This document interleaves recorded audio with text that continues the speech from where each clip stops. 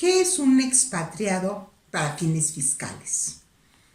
Un expatriado es una persona que viene del extranjero para realizar actividades económicas en México y dependerá de si esos ingresos, dónde los realiza, dónde los obtiene, dónde tiene su fuente de ingresos, para saber si debe y cómo debe pagar sus impuestos. Este es un tema que para los extranjeros se vuelve sumamente complicado, de cuándo sí debo de pagar impuestos aquí, de cuándo no. El principio general es muy claro.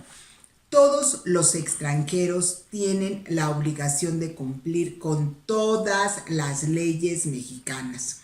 La Ley Federal del Trabajo, la Ley del Impuesto sobre la Renta, la Ley del Seguro Social, la Ley del Infonavit.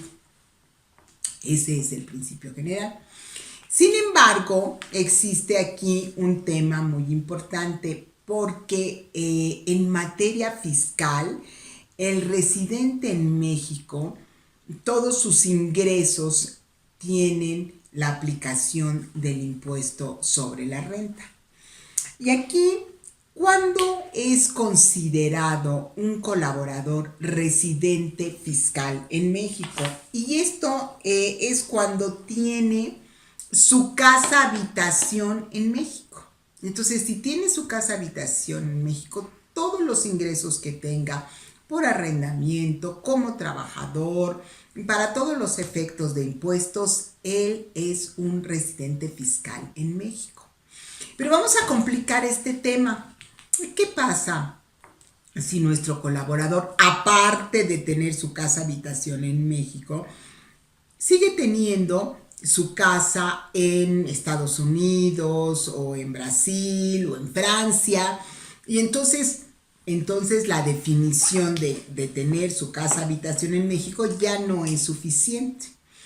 Entonces, en estos casos hay que analizar que se den tres para saber dónde realmente debe pagar los impuestos. El primer caso es si el 50% de sus ingresos que se obtienen en el año calendario los obtiene de los recursos y de ingresos en México, más del 50% tendrá un residente fiscal en México. Si en el país tiene su centro principal de actividades, también tendrá que cumplir con este supuesto.